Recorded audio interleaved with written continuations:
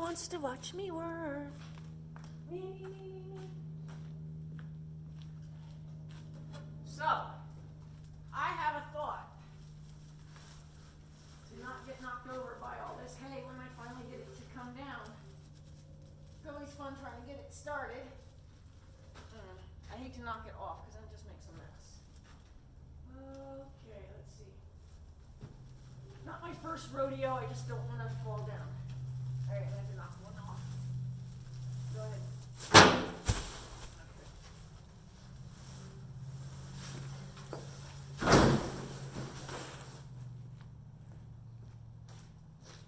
I try to limit how much actually hits the ground so I have not so much to clean up. Sometimes I carry them in one bale at a time. Sometimes I do what I'm doing right now. I know it's called handling it twice, but sometimes I like, once I'm in there, I have 3 bales to work with because I go into a storage now with these 3 bales and then I stack them. And sometimes just 1 bale at a time gets a little monotonous, but 3 bales I can work with while I'm in here. That's a big one.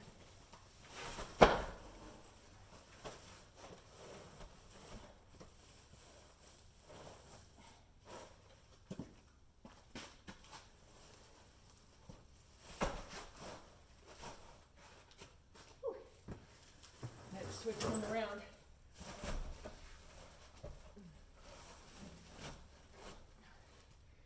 So I appreciate my hay guy having time for me today because they're very busy today with, they run chicken houses too, and they're having their chicken houses done today.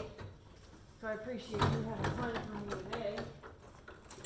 Oh, I know a good subject. I don't know if it's a subject anybody really wants to talk about, but horses that swing around and bite your foot at the mounting block. There's nothing okay about that. And generally speaking, that falls into the same category as a cinchy horse for me, in my opinion. So a horse that swings around and bites you at the mounting block, they know what they're doing. It's a calculated decision, and it's usually something that's not done with any positive, it's not done where your horse is behaving in a positive way. It's done in a very negative way, and it's generally not something that you would want to encourage. So I do what's called so much for not wanting to knock it all on the ground, right? I do what's called the electric fence effect. If you notice, horses generally will not put their nose on an electric fence twice.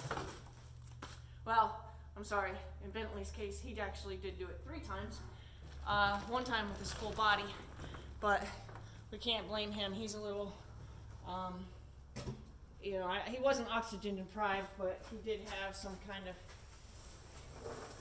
developmental situation, I think, because he's always been a little naive, or maybe one would say special. So, anyway, Bentley hit an electric fence 3 times, but generally speaking, a horse won't hit an electric fence more than once. They have a pretty good single time learning situation with that. They'll say, oh yeah, that thing right there along the fence hurt my nose. Not gonna touch that thing again. So what I do is I set my horses up. Same with puppies. I always train puppies. People are like, oh, he's just teething, that's why he bites. No, there's no reason your dog should ever, not even since the first time you did it, ever again nip you. They're not doing it because they're teething. They're not doing it because they're puppies. They're doing it because they're figuring out where they stand in the pecking order. And my dogs, I'm on dogs now, but my dogs always learn from the first time they nip me when they're puppies. There's a difference between skin and fur. I don't have fur, and skin is unacceptable. And my dogs don't continue to bite after the first time they do it. And what I do is I set them up. So now we'll go back to the horses. I set them up. When I know it's going to cause them to bite me, I will do that on purpose. I can't stop too many times in the tune. So let's just say you have a cinchy horse. We'll just use cinchy for right now because that's kind of the easiest way to mimic or induce it, okay? So if you have a cinchy horse and you touch them at the girth and they swing around and try to bite you, what I do is I position myself, so say the girth is right here, the horse's head is here, I position myself to where I'm prepared to meet my horse halfway when he swings around. So I know that this is the switch that's going to make that happen. So I'm going to be prepared, you know, kind of giving the horse the impression I'm not waiting to do something to them, but sitting there. Now I'm going to touch them where I know it's going to cause them to swing around, and in the second that they swing around, because they're not catching me off guard, I can make them meet my hand halfway. So I usually do it with a backhand. I don't usually do a flat hand only because you could end up kind of jamming your wrist or whatever. So I usually just meet them halfway, or you can meet them with the elbow. So you deliberately touch them, knowing they're going to swing around to bite you, and you meet them halfway. So I'm not gonna, he hasn't come around yet. As he's coming around, I get into that halfway point. I don't come at him. I don't turn it into, darn, you bit me and now I'm gonna hit you. Because now they're just going to see how fast they could bite you and get away before you're able to hit them. So that's a totally different game. If you've ever seen horses play halter tag, that's that game right there, where they're biting each other's halter and then trying to bite each other and get away before the other one bites them. That's a game of halter tag. So your horse is kind of playing halter tag with you, but in your case, it's not a game. So what I do is I touch where I know they're going to swing around and try to bite me, and then I meet them halfway as they swing around. I don't turn it into where there's any, it has to happen in the moment. As if they put their nose on the electric fence and the electric fence went zzz, right? It has to happen in that exact moment so that they can go, wow, okay, I didn't want to do that again.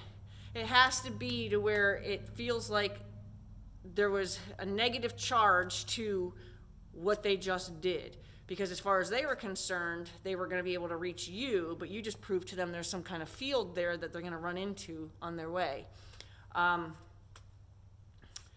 So anything, like if when I pick their feet, and I know when I pick their foot up, if they were to swing around and bite my butt, I'm already ready to meet them with this hand as they swing around, right? I'm going to get their foot as they swing around. If I know, and that's just it, you have to know what's causing it. You have to know what makes them do it so you can fix it. You can't wait until it's already been done to then go, hey, bad horse. Because again, exchange. Then it turns into a game. Then it turns into a how fast can I do it before you get me. It's kind of like the dog with the ball in their mouth. Like, how close can I get before I can run away? Okay. So we don't want the horses to think this is any kind of game. And it's a dominance game. It's not a polite game. It's not a fun game. Certainly not fun for the person being bit. Okay, not getting any work done. So that's what I do. So I'll set up. So let's say they bite your foot. You know, you've just gotten on the mount, off the mounting block onto their back, and they swing around and they bite your foot. Your foot can be the electric fence as well. Just instead of trying to push, like bend your knee away from the horse planning to bite you, you stick your toe out to where the horse is going to bite you. And let your horse meet your toe. Don't kick them. I'm not saying kick the horse in the face. I'm saying extend your toe at the same time that your horse swings around and your horse runs into your toe. Again, it has to be in the moment. It cannot be an exchange. It can't be, you kick the horse after it swung around and bit you. It can't be, you get off and hit them, or you hit them some other way. Like if you happen to have a crop in your hand or something like that. I don't use crops, so you won't see that. But, if you happen to have a crop in your hand or something, and you hit your horse as a response to that, chances are you'll startle your horse enough to get bucked off, to be perfectly honest with you. But unless they've already been doing this game with you and there's already been kind of a backlash from you about it. But, so, I'm rambling now. I'm going to end this. But the electric fence effect is what I do when I know my horse is going to bite me at a given situation. Like I said, cinchy horses, or horses that bite your foot, or horses that, you know, threaten to bite you when you're cleaning their feet. That's when I'll set them up to give them an opportunity to do it so I can fix the problem. You gotta set up the opportunity so you can fix the problem. Otherwise, it's just a problem, and as far as your horse is concerned, they're separate. Okay, I guess that's all that is gonna be too. I gotta keep working. I can't pause this much. Sorry.